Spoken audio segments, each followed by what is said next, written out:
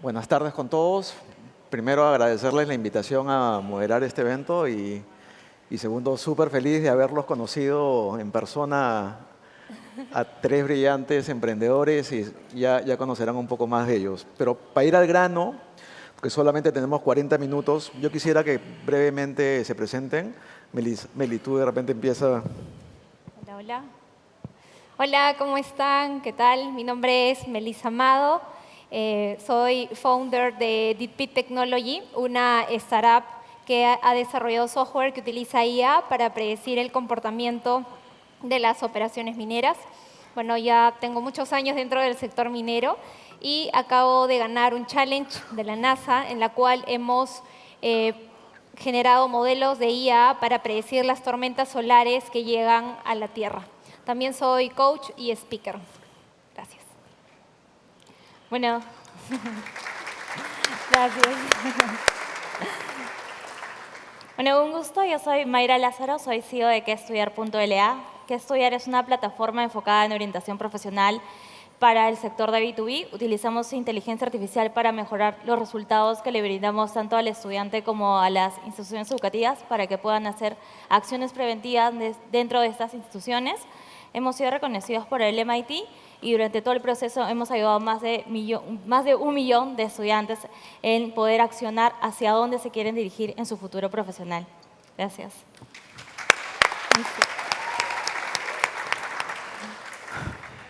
Hola a todos. ¿Se escucha bien, no? Sí, bien. Hola, ¿qué tal? Gonzalo Pozo, feliz de estar aquí.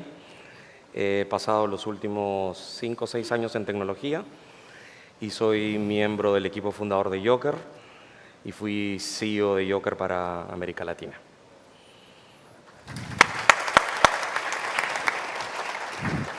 A ver, la primera pregunta, relacionada, todas estas salidas implica toda una preparación interna para estar metidos en un due diligence. Imagino que cada uno de ustedes se ha convertido casi en medio abogado en todo este proceso. Sí. Pero, ¿qué tan preparados estaban?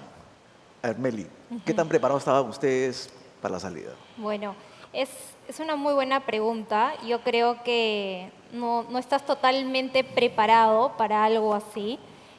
Lo vas aprendiendo en el camino. En nuestro caso, fue bastante orgánico. Nosotros empezamos DeepPit Technology en el 2020 y cuando iniciábamos, en minería no había absolutamente nada de IA, la gente no nos entendía. Para mí fue todo un reto como CEO mostrar esta nueva tecnología dentro del sector minero y entender que iba mucho más lento en este proceso de transición digital. Sin embargo, en el camino decidimos apostar con uno de mis fundadores, irnos a Canadá. Y el momento de irnos a Canadá fue justo para ello, para levantar capital. Y bueno, Canadá y Perú son países similares en la minería. Así que cuando estamos ahí buscando ese nuevo inversionista y demás, llegó esta llamada de esta corporación. Y lo bueno, que teníamos casi todo ordenado legalmente, financieramente, para que de esta manera, cuando se haga la evaluación de la empresa, todo esté en orden, porque igual es como te auditan y tienes que tener pues todos los papeles en orden, ¿no? Y eso fue bueno porque desde el primer día nosotros, desde que compramos, imagínense, útiles de escritorio, estaba realmente registrado todo. Y eso es un mensaje también, ¿no?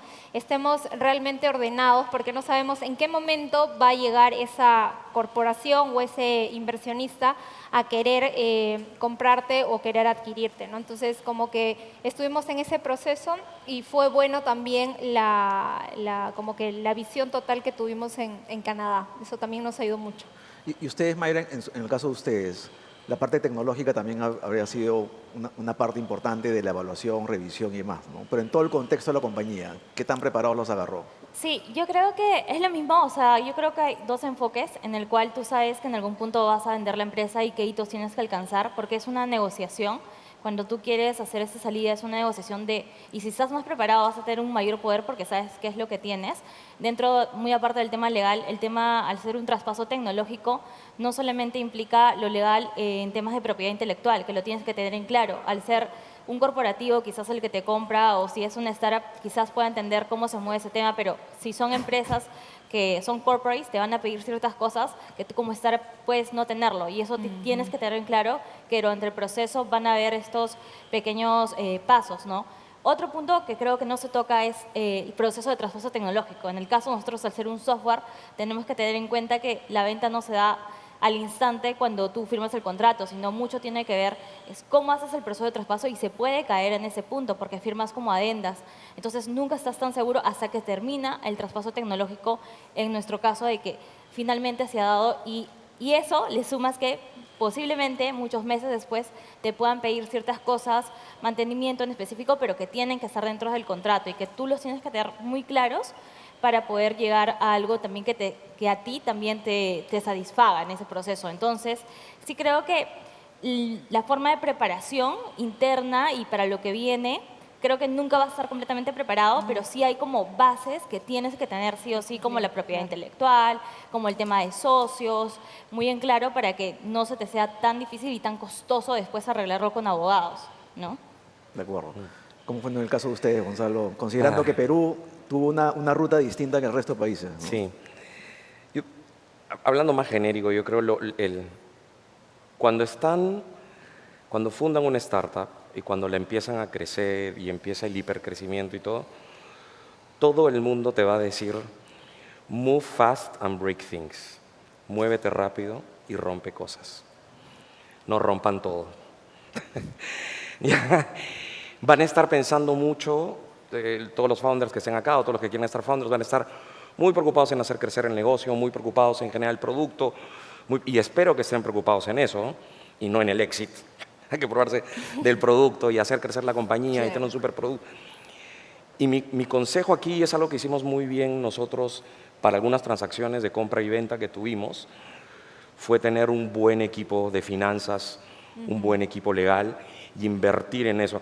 No sé si está por ahí Nico Mayandía, si era nuestro CFO, está. Era nuestro CFO de la operación, era un reloj. Y nos ayudó mucho a tener procesos estructurados, a cumplir todo lo que la superintendencia de impuestos te pide, todo lo que y tener un cuidado. Y si ustedes como founders, que correctamente se están preocupando de hacer crecer el negocio y el producto y no sé qué, tengan una persona o muchas personas en su equipo que están corriendo con ustedes o atrás de ustedes, institucionalizando sus procesos, institucionalizando todo, porque eso es clave, clave, clave en cualquier proceso de compra o venta. Una compañía que no está bien ordenada y todo no va a generar confianza ni el lado de la compra ni el lado por la venta. Entonces, move fast, break things, pero no todo. No, definitivamente el ser transparentes, el ser ordenados, o sea, te ayuda mucho, ¿no? Y un punto que mencionaba Gonzalo, esta discusión corto plazo, largo plazo, ¿no? Y todavía la discusión puede ser mayor cuando hay más founders, ¿no? Entre que los que quieren seguir creciendo y algunos que ya quieren salir porque tienen otras ideas. ¿Cómo fue en el caso de ustedes, Meli? ¿Cómo fue? ¿Fue un proceso natural de que ya tocaba la salida o los agarraba la ruta de crecimiento? Y cuéntanos, ¿cómo fue el proceso? ¿Los encontró o ustedes lo estaban buscando? En realidad fue bastante orgánico, nos encontró, la oportunidad llega a nosotros. Como les comenté, nos encontrábamos en Canadá en ese momento buscando oportunidades, pero llegó esta corporación y claro, usualmente he hablado con varios founders y me dicen, usualmente buscamos quién nos pueda comprar, quién pueda invertir. En nuestro caso fue diferente. Vinieron a nosotros, nos hicieron una buena propuesta, lo conversamos en el directorio. Teníamos en ese momento 2 inversionistas ángeles, uno en Australia y otro en Perú. Lo conversamos en el directorio y dijimos, bueno, es un buen momento para poder hacer esta venta. El punto es que si ustedes en su momento lo quieren conversar, quizás en el grupo existan personas que puedan decir, queremos vender, no sé, el 50%, el 100%. Hay negociaciones internas importantes y yo creo que ese es un punto clave al momento de que tú te unes con personas a crear un negocio, ¿no? Que todos tengan esa misma visión, ese compromiso. porque al final y al cabo puede ser que solamente existan en el equipo fundador 2 personas que le estén dando alma, corazón y vida y el otro grupo no tanto, ¿no? Entonces creo que ahí hay que sopesar la decisión y en nuestro caso fue así. Tuvimos estas reuniones varias veces y fue una buena venta, ¿no? De esa manera fue como que nuestro proceso.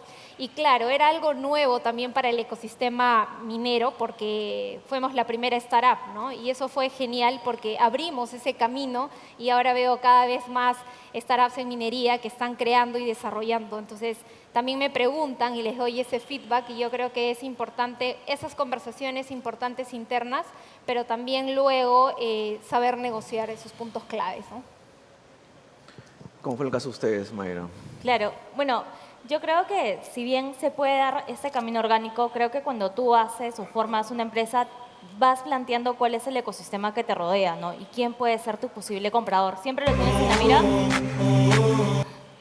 pero no es tu enfoque, como decían, ¿no? Te tienes que enfocar en la operación, en llegar a los hitos que tú quieres llegar como startup.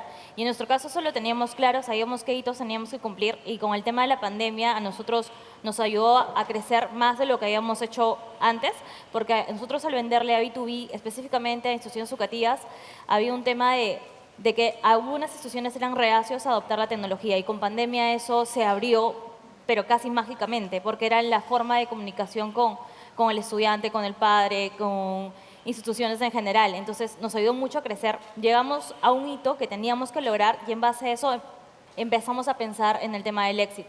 Y ahora, el éxito hay que tener en cuenta que no pasa con cualquiera, tienen que haber creado una relación previa. Nadie te va a comprar porque recién te conoce. Tienes que haber creado una relación previa. Nosotros ya habíamos conversado antes con un unicornio brasileño que era el modelo quizás no idéntico, pero sí era dentro de educación, sí era un modelo parecido, inclusive, y todo fue ni siquiera por contactos o redes, sino fue en base a LinkedIn. LinkedIn es una herramienta tan poderosa que te puede ayudar a abrir y luego a generar una conexión más a largo plazo. Con él tuvimos algunas llamadas de asesoría también porque ellos habían intentado ingresar a mercado latinoamericano, no habían podido ingresar por el tema de contexto, no porque copies algo de otro país significa que va a funcionar en el país que lo estás, digamos, ejecutando. Entonces, ellos fueron como algo que nos abrió a ver qué es lo que buscábamos hacer con la empresa, seguir creciendo o de repente si era el momento de vender. Entonces, teníamos también otra conversación, digamos, con otro corporativo y nosotros sí empezamos a hacer una estrategia para ver en plazos cuándo queríamos venderla y hacer una estrategia detrás para que la venta sea efectiva en un número de tiempo, ¿no? Porque también si la alargas demasiado, al final tienes menos poder de negociación y lo que tú quieres tener es mayor poder para poder negociar algo que sea también bueno para ti. Entonces, eso fue un enfoque distinto quizás al de Melissa. Sí. Es válido, pero sí creo que es importante tener una estrategia adentro. No va a ser perfecta, pero sí te va a ayudar a tener mejores posibilidades de que lo que tú tengas como idea la ejecutes, ¿no? Conscientemente. ¿Y ustedes, Gonzalo? Ay, voy a volver a lo filosófico. Fundar una compañía y crear un producto nuevo tiene cosas muy lindas y tiene cosas muy difíciles. La cosa más difícil es lidiar con la incertidumbre, justamente porque es un producto nuevo y no sabes qué te va a pasar el mes 1, el mes 3, el año 2. Entonces empiezo por decirles que si tienen en su business plan el exit va a ser en el año hasta tal y no sé qué, la chance que eso no pase es 99.999%. Claro. Correcto. Entonces, una discusión muy sana entre equipos fundadores, oye, sí, estemos preparados, un poco lo que hablamos al comienzo, preparémonos para poder recibir un exit, tanto inbound como outbound. Outbound, que es que tú lo buscas, o inbound, que es que te buscan, como contaban ustedes, oye, te buscan y todo, y hay sinergias, puede ser un competidor, puede ser algún inversionista estratégico, puede ser un éxito, puede ser salir a bolsa, hay muchos exits, y hay que prepararse y todo, pero tratar de planificarlo en un horizonte de tiempo muy específico es algo muy, muy complicado. Hay que conversar mucho, estar listos, y hay que entender también entre equipos fundadores el qué está buscando cada uno y en qué momento de la vida está y todo. Y eso se resuelve básicamente siendo un equipo un equipo de amigos y que se entienden y que discuten mucho pero nunca pelean. Entonces, nada, Hablando mucho entre founders. Hablando mucho y sí, uno termina hablando más de lo que quiere, pero hay que hablar mucho.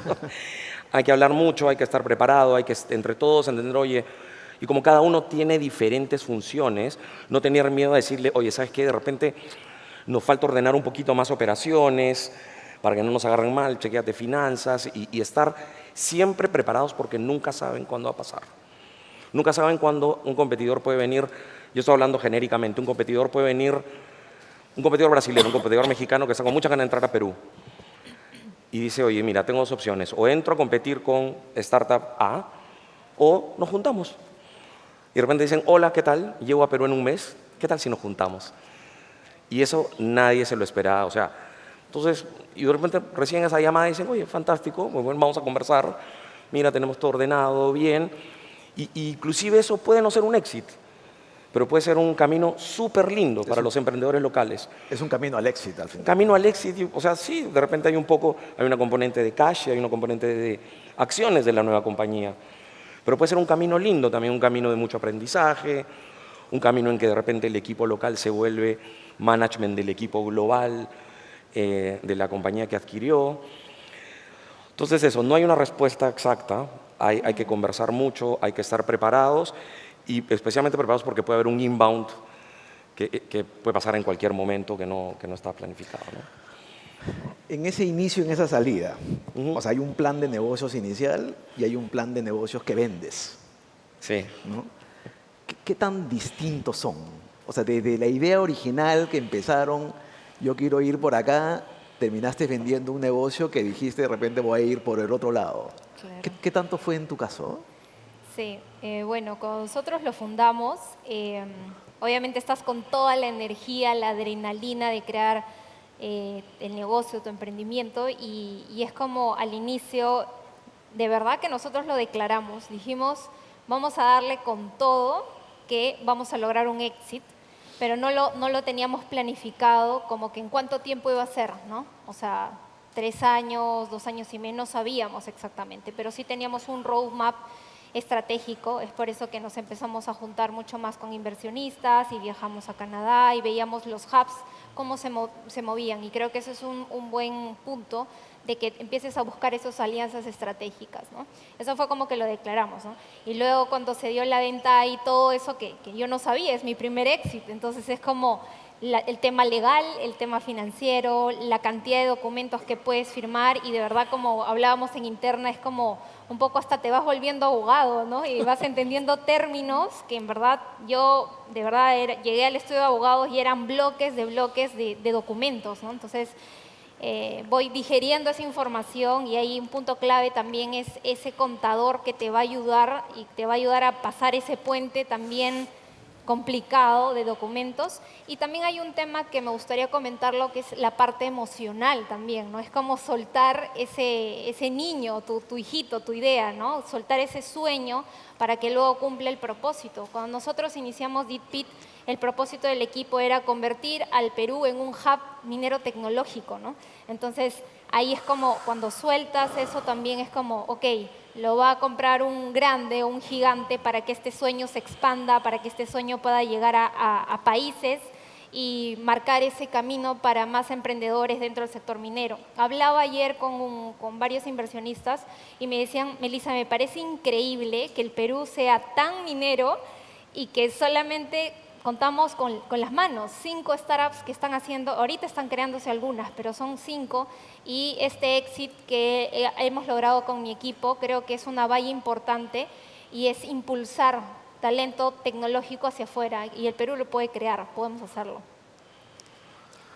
Claro, creo que si al inicio bien tienes un plan inicial y sobre todo tienes una visión, ¿no? En el camino vas encontrando y vas testeando, ¿no? El dichoso MVP, que la visión que tenías, cómo lo adopta el mercado, pero la visión no cambia, ¿no? Quizás la forma en cómo tú presentas esa visión es la que va a ir cambiando sí o sí, porque tienes que entender también que tú respondes ante una necesidad, ¿no? Porque estás solucionando algo.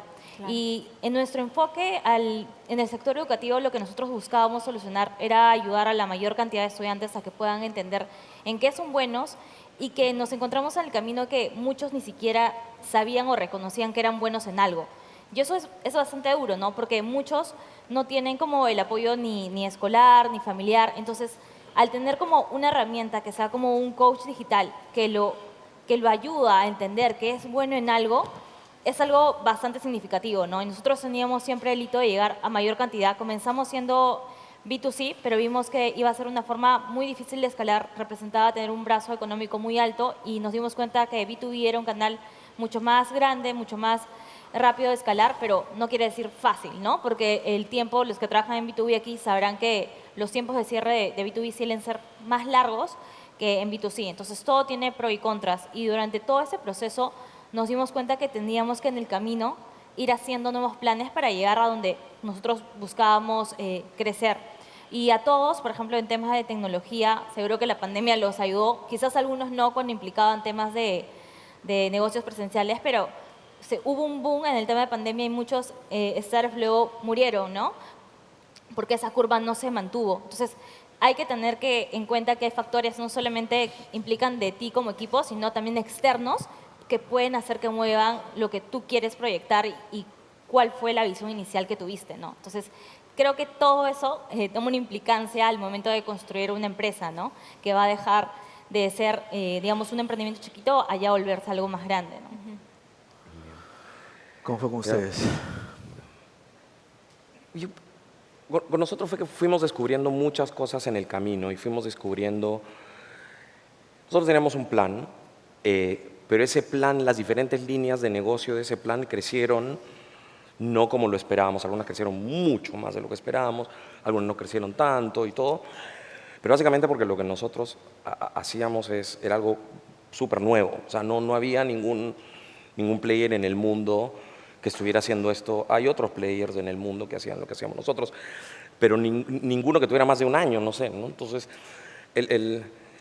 mientras más nuevo sea lo que hagas, porque está perfectamente fundar algo que dices, oye, voy a fundar un competidor de esto porque creo que lo puedo hacer mejor. Bien, es una industria madura y todo, pero si vas a hacer algo completamente nuevo, definitivamente el plan que estará más cerca a la salida o el plan que tendrás algunos años después va a ser en algunas cosas significativamente diferente a lo que esperabas y que vuelve un poco a lo que hablábamos de la incertidumbre. Lo que hay que tener es mucho ojo en encontrar esas oportunidades que no sabías que existían. Entonces te aparece una nueva línea de negocio, ir y perseguirla y hacerla crecer. Y eso puede tener implicancias súper interesantes en el éxito. Porque uno cuando tú planificas el negocio puedes decir, ok, voy a hacer una empresa de logística, todo. De repente comienzas estoy hablando genéricamente, a hacer una empresa de logística y empiezas a crecer todo y de repente, y tú dices, oye, ¿sabes que un éxito natural para esta empresa sería ser parte de un gran operador logístico? Esto tendría mucho sentido si es parte de una naviera que necesita tener capilaridad y todo, ¿no? De repente vas avanzando y te vas dando cuenta que tu verdadera fortaleza está en el movimiento intraciudad. Y con el movimiento intraciudad, entonces de repente es mucho más interesante que un éxito te unas a una empresa de e-commerce o que te unas a un retailer, ¿no? Entonces, esas cosas pueden pasar, esas cosas, conforme el negocio madura, no solo madura el plan de negocio, no solo madura el equipo, sino que también se van abriendo nuevos horizontes para crecer la compañía o también para un futuro o cercano éxito. Entonces, para todos los founders ahí que están en todo crecer, mucho ojo con esas pequeñas oportunidades que pueden ser mucho más grandes de lo que creen. O sea, si tuviéramos que resumir, hay una preparación interna que es transparencia y ser ordenados, ¿no? Y claro, probablemente en una primera etapa, sí, pues no vas a tener de repente al supergerente financiero, pero en algún momento tiene que aparecer alguien que te ordene un poco la casa. ¿No? Esa es la parte de la información. Esta flexibilidad y adaptación es ya cuando estás sobre el carro, ¿no? Sí. O sea, creo que ustedes nos han contado cómo se han ido adaptando y flexibilizando los modelos en función de cómo se estaban en el día a día de la operación. Entonces, claro, y eso te alarga, te extiende, te acorta o te crea nuevas vías de salida también. Exacto. ¿No? O sea, porque también te abre un poco la cancha para eventualmente, si tú pensabas el día uno que tu salida iba a ser por acá, de repente termina siendo una distinta también. Claro. ¿No? En una transacción, en una compra de compañía, lo que está detrás hay hay activos tangibles, activos intangibles, hay software, hay equipos y está el fundador. El fundador, Melissa, en la siguiente etapa, post-exit, ¿cuál ha sido? Y probablemente haya temas confidenciales que no puedan comentar, pero el rol del fundador post-salida. ¿Es tu hijo? ¿Ya lo dejas solo, lo abandonaste o cuál es tu rol ahí? Claro, ahí depende mucho qué es lo que negocias en esta compra, ¿no? En nuestro caso, yo negocié para que 100% mi equipo pase a esta corporación y claro, hay términos que te pueden pedir que te quedes 2 años, 1 año, quizás meses. Todo depende de la tecnología que estás usando, claramente Mayra lo ha comentado. Y creo que hay un punto importante es directamente a los founders, ¿no? ¿Qué es lo que ustedes quieren? O sea, está bien, ya soltaron a su hijo, tuvieron este exit. ¿Qué viene luego? ¿Qué quieren hacer? Porque puede ser que esta empresa, en mi caso, por ejemplo, que es minero, te puedan poner cláusulas que te digan, no sé, por 1 año, 2 años, no puedas hacer nada dentro del sector, ¿no? Entonces ahí tienes que evaluar y ver antes de que puedas hacer esta firma tan importante, porque cuando ya firmas, ya está. Entonces ahí no hay vuelta atrás, es un compromiso, es un tema legal. Bueno, ¿qué pasó luego conmigo? Yo estuve en esta corporación aproximadamente 6 meses. Yo pedí que sea un poco más corta esta transición porque tenía que entregar el tema de roles. Habían contratos con minas en la cual yo estaba todavía en el proceso de negociación. Los clientes me conocían, entonces era como que de pronto no iba a decir, oye, Edith Pitt, ahora es de otro y chao, ¿no? Hay una responsabilidad por medio y cuando tienes ese feeling por tu marca y ese compromiso, esa camiseta que te pones, yo hasta el día de hoy, todos creen que yo aún estoy con Deep Pit, ¿no? Entonces, eso es bonito porque te das cuenta que has marcado mucho y tu estrategia ha sido muy fuerte. Para mí también ha sido un reto como mujer y dentro del sector minero, cómo comentar este proceso y dar a entender las tecnologías que hacíamos, pero creo que es bueno difundirlo por todos los medios, LinkedIn, todas las redes que ustedes utilicen, lo que están haciendo, porque en mi caso fue un caso atípico. A mí me buscaron por LinkedIn, a mí me escribieron en esta corporación, me dijeron, Melissa, quiero juntarme contigo, quiero hablar, y así fue esa etapa, digamos, de enamoramiento en el trayecto. A otros puede ser que tú estás buscando.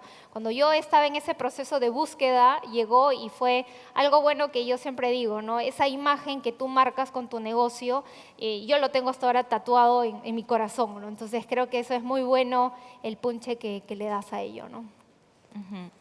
Sí, creo que en el ámbito legal, como dice Melissa, sí hay que ser muy consciente de lo que estás firmando y primero ordenar la casa, ¿no? Porque no puedes presentarte, una vez que tú presentas todos los papeles, no puedes decir, no vi esto, o tengo este socio de que se fue y todavía tiene acciones y recién lo voy a resolver y cuando lo resuelva recién vuelvo porque se enfría. Entonces, es un proceso donde estás como enamoramiento, se podría decir, y que tienes que cerrarlo lo más pronto posible, ¿no? Que inclusive tienes que armar una estrategia detrás durante el proceso porque no se va a cerrar completamente tan rápido, porque hay cabezas a las cuales tienes que llegar, no es que tú hablas con una persona y se cierra, sino hay cabeza que presenta otra cabeza y así va generando todo ese proceso.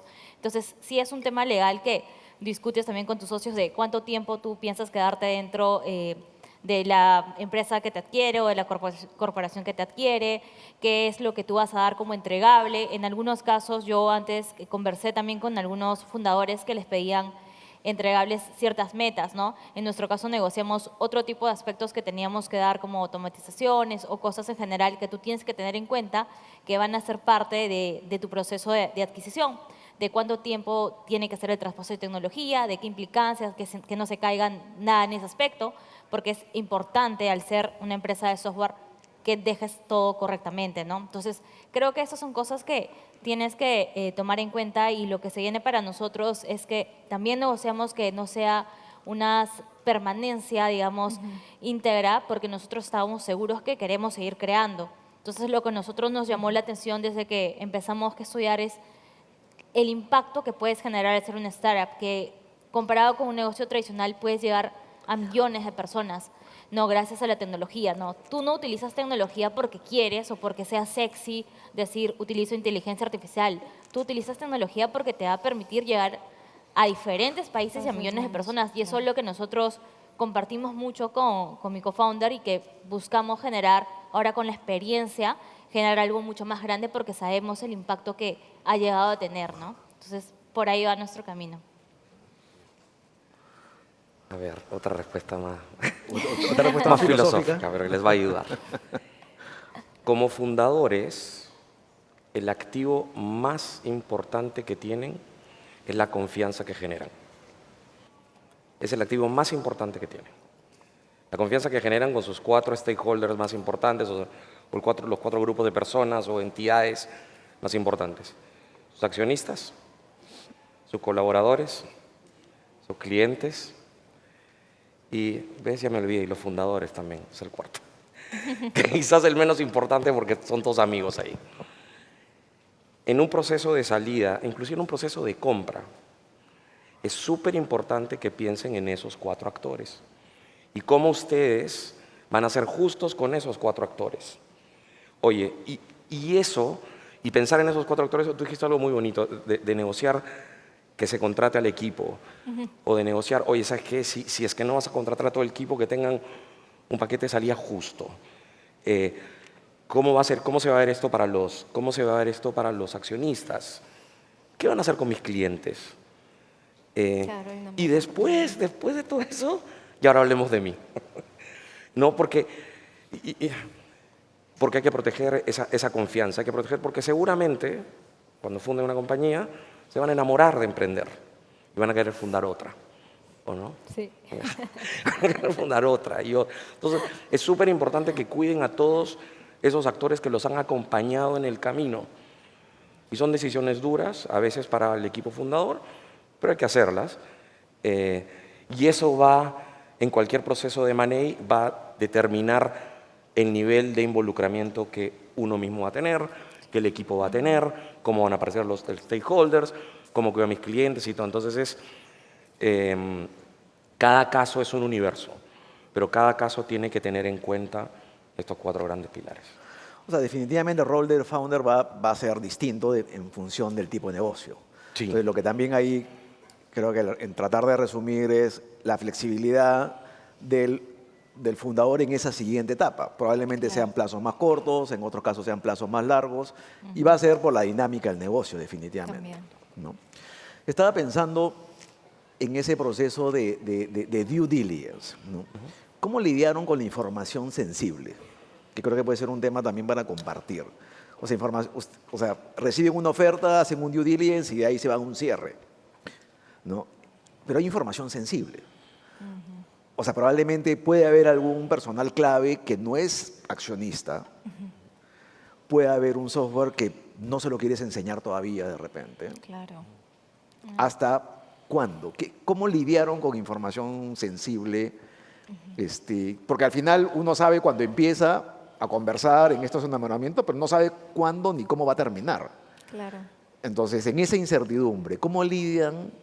Y ahí lo que puedan contar, ¿no? ¿Cómo lidiaron o cómo protegieron esa información sensible?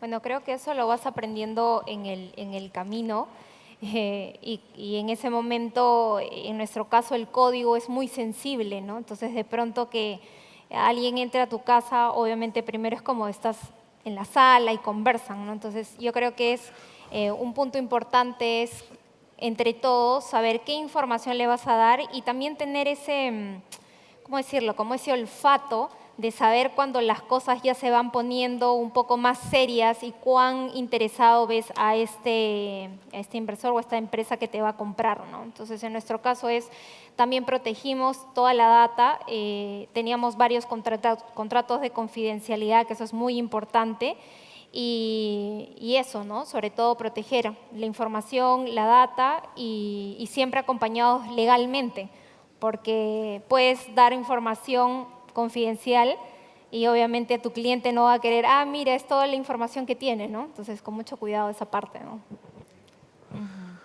Creo que esa parte es bastante importante y yo siempre me voy a esto, que todo es un tema de poder de negociación. O sea, si a ti te agarran en un momento donde tú estás desesperado, a veces vas a pecar de querer entregar todo porque es tu única salida, pero si tú te tomas un poco más de tiempo de entender si de verdad esta adquisición se va a dar, si de verdad te están pidiendo estos números o esta data o tecnología porque de verdad lo necesitan para tomar una decisión, tienes que evaluar.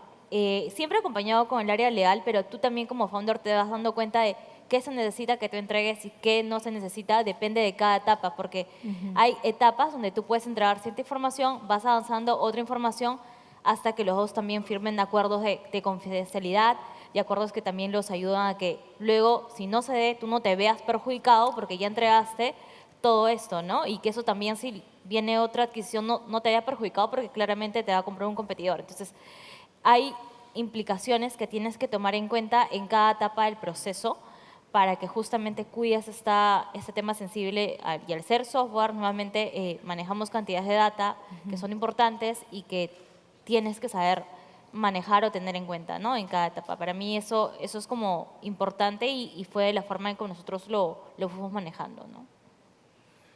Bien.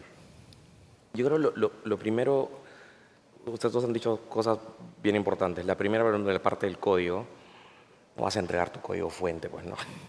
Puedes hacer algo de demo y otra cosa que es súper importante que tú mencionabas era la ansiedad de algunas personas del equipo. Oye, pero pasa la información, ya vamos de una vez y todo. Y a esas dos cosas son súper importantes tener un excelente equipo de finanzas y un excelente equipo legal. Sí. ¿Ya? No tengan miedo en invertir en esas dos cosas. Y el consejo para los founders oye, ¿qué compartir o no? Es hacerle siempre la pregunta a la contraparte de ¿qué es lo que te quieres responder? Porque un comprador o un vendedor va a venir a una lista de pásame todo esto. ¿Ya? Y puede ser súper abrumador. Lo mejor es sentarse en una reunión y decir, ¿qué preguntas tienes? Claro. Y yo te voy a decir cómo te las puedo responder. Y cuál es la mejor forma cómoda que tengo responderte y que mi abogado me deje, ¿no? Entonces, denle la vuelta a esa conversación hablemos de las preguntas que quieres responder y no esta lista gigante y antes que documentos que me pides, que muchos son sensibles. Entonces ahí contar con una asistencia legal no es esperarse en entregar información, sabiendo que probablemente no llegues a un cierre, entonces cuidarte ex ante de no abrir todas las puertas del inicio, definitivamente. O sea, no hay nada que ocultar, pero... No hay nada que ocultar, pero es parte de una también protección para los fundadores accionistas. Sí. ¿No? Acá, Gonzalo, quiero hacer un par de preguntas a las mujeres de este panel. Emprendedoras, tech, Mayra, ¿qué tan complejo fue todo el proceso, desde el inicio hasta el éxito? ¿Te ayudó, no te ayudó? ¿Fue más complejo el hecho que seas mujer en este mundo tech? Bueno, yo lo veo que creo que ha ido cambiando y ha ido evolucionando desde que empecé. Y también tienes que ver desde dónde empiezas, ¿no? En nuestro caso empezamos no conociendo casi nada del tema de startups, o sea, empezamos muy jóvenes en ese sentido y empezamos a aprender en el camino y también de quién te rodeas, ¿no? Yo he tenido mentores que me han ayudado tanto, que ahorita están en la sala algunos, y que me han ido abriendo puertas y aprendiendo cada vez más. Y yo creo que el hecho de ser mujer, si bien antes lo podía ver algo como mal o en ese sentido, te lo venden de dos formas, ¿no? Yo siento que ahorita tú puedes tomarlo como el toro bajo las asas, creo que es un dicho, puedes agarrar y decir, ok, como soy mujer, me van a dar mayor protagonismo. Inclusive mira tu pregunta, ¿no? Es como para nosotras, las dos mujeres, y eso tú puedes aprovecharlo y puedes decir, ok, pues tienes una pantalla o minutos extras para poder compartirlo. Lo puedes tomar de esa forma o lo puedes tomar como decir, no, como soy mujer hay menos inversión, pero creo que también puedes tomarlo con ese tema de que me están abriendo más oportunidades. Tengo comunidades solo para mujeres que me van a abrir netamente a aperturas de más conocimiento, de más network, y yo siento que ha ido evolucionando hacia eso y que puedes tomarlo de la forma como víctima o puedes tomarlo de una forma de que de verdad te ayude y te abra puertas, ¿no? Depende de ti de cómo lo vas tomando, ¿no? Justamente eso, o sea, el no tenerle miedo, claro. Meli, minería, o sea, un mundo en donde has hecho algo espectacular. ¿Qué nos puedes contar? Gracias. Sí, la verdad que yo doy un mensaje muy claro para las mujeres que están liderando negocios, es realmente creértela. creértela, confiar en ese potencial que cada uno de nosotras tenemos. Y nosotras las mujeres tenemos esa sensibilidad importante en los negocios. Entonces, ahora más que nunca las female founders están de moda, por así decirlo, ¿no? Entonces, cuando yo inicié en el 2019, toda esta locura era como que las extrañas, las raras, era como de por sí ya estar en el sector minero y más tecnología, es como, ¿qué fue, no?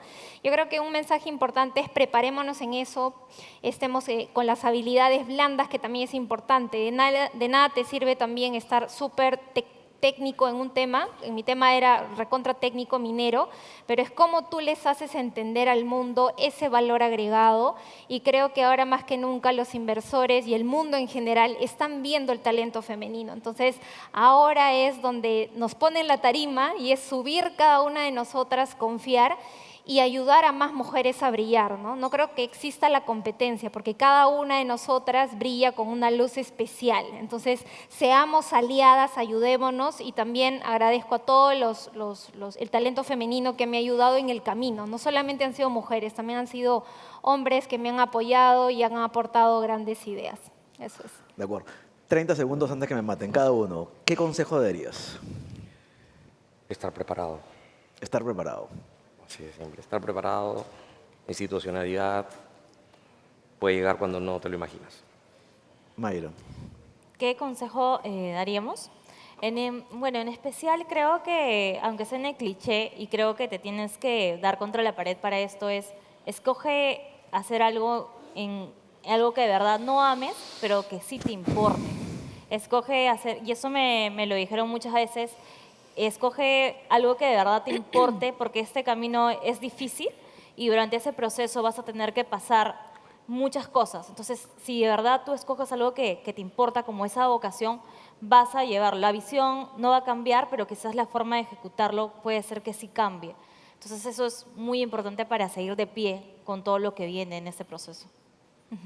Mi consejo sería saber con quién asociarte, saber a quién compartir este sueño, porque cada uno tiene un compromiso y una visión diferente, y apostar por todo ese gran sueño. Eso. Bueno, muchas gracias por tenerlos, y un aplauso para ellos, por favor. Bueno.